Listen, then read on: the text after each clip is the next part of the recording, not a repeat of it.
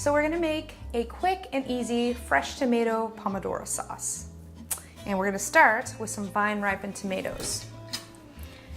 You wanna cut them in half, and then I just wanna get the seeds out. So I have a small spoon here, and I'm just going to kind of reach in and get as many of those little seeds out as I can and part of that middle membrane, and kind of de-seed these.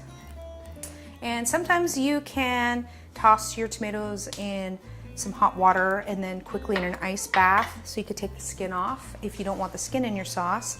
I don't mind the skin in the sauce. I think with these fresh, sweet Capari tomatoes that I have, you know, they taste great with the skin on there.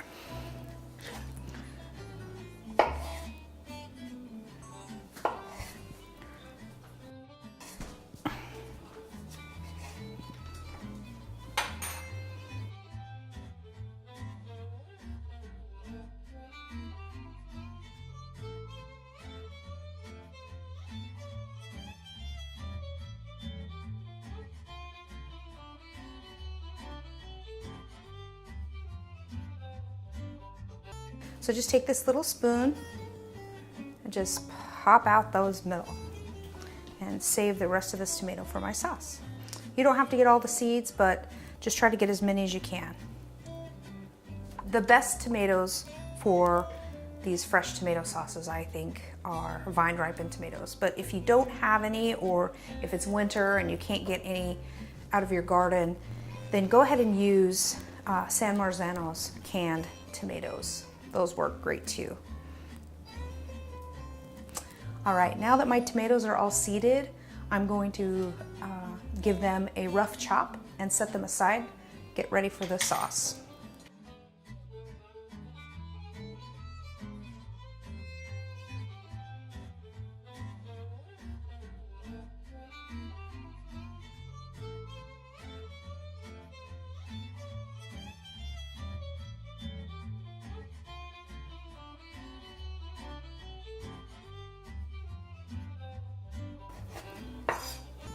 Also, I don't really mind the little top of the stem that's at the top of the tomato whenever I'm making cooked sauce like this. But if it bothers you, you can always cut those out as well.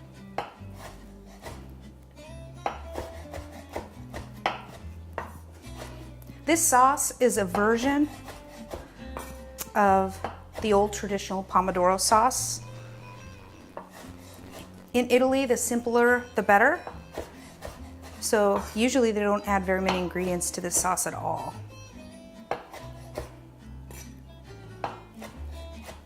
I like to keep it simple as well, but I'm sure I have more ingredients than most Italian grandmothers. So I have all of my tomatoes cut for my fresh Pomodoro sauce. I'm also going to cut a shallot as well. And when you're cutting an onion or a shallot, it's always important to get your hand out of the way. And then I will make a few cuts this way, keeping your fingers out of the way. And then turn it again, and then turn your fingers like this so that your knuckle hits the knife like this so you can kind of guide it. And then just cut straight down. If you have a blade that is not serrated, then you shouldn't have to make a sawing motion. So if your knife is not very sharp and you find yourself trying to saw back and forth to cut onions or to cut anything, just realize you have a dull knife. All right. The other thing I'm going to add to this sauce is I've got a little bit of roasted garlic, and I'm just going to chop it up and add it to my sauce as well.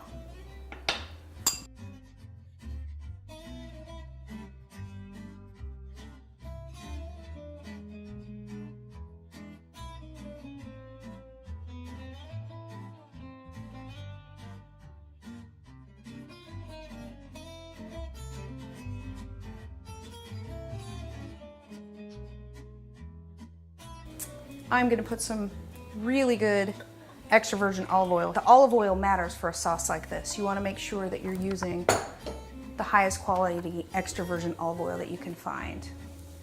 Okay, so you want to add your shallots to the pan and give those just a little bit of a stir in the olive oil.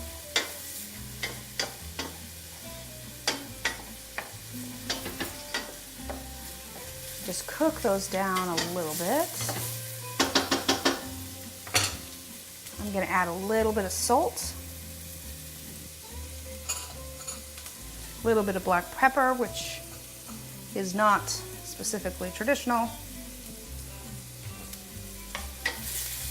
And after they've been in this pan for about 1 minute or so,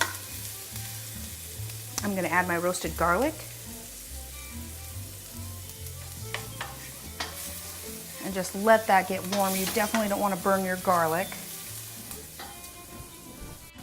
So I'm going to quickly add my tomatoes.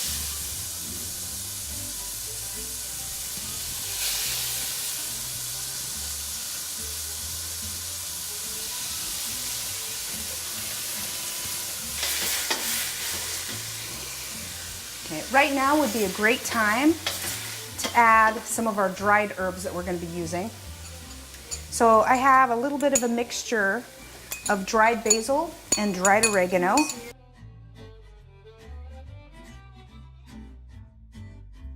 Also just a little bit of red chili flakes for some heat.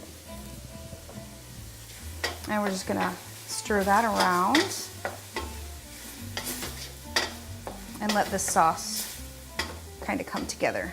So depending on how sweet your tomatoes are, and all fresh tomatoes are gonna be a little bit different, you want to be able to taste it and see if you need to add any sugar or not. I am going to add a little bit of sugar and a little bit of balsamic.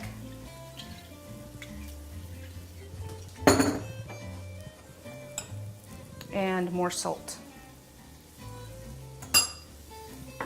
All right. So that's it, this sauce is done. Now I used roasted garlic for 2 reasons. Number 1, it has a little deeper flavor, but also I know for sure that with these fresh, delicate tomatoes that I was using that were on the vine, they do not need very long to cook. And with that garlic already cooked, I know it's already sweet and it's flavorful, and I don't have to let the sauce simmer to let that garlic flavor come through. Now I just need to add some fresh basil, stir it up, and this sauce is good to go. What we would do now is maybe throw some fresh pasta in there, stir it around, add a little bit of Parmesan cheese to have it come together, or we can put it in the fridge and use it for a sauce later on. It'll keep about 3 days in your refrigerator, and that's what a chef eats.